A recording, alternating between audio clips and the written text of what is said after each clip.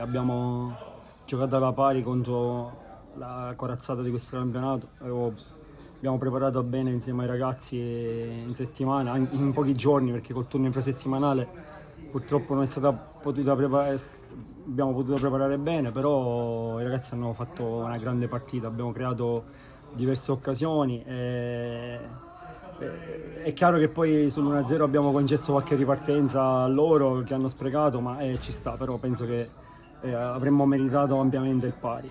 Da rivedere quello su Caradonna, il ragazzo dice che l'ha toccato, però non possiamo pensare all'alibi di questi rigori o non rigori. Purtroppo la palla non è voluta entrare e questo è il fatto. Oggi loro sono stati bravi a buttarla dentro e noi no. Avevamo studiato bene la partita e Caradonna è il tipico giocatore che spacca le partite, c'era riuscito. Prima ha avuto l'occasione a tu per tu con De Mieri, è stato bravo il portiere. Peccato, ci lecchiamo le ferite e già da martedì prepariamo la trasferta di Aragona.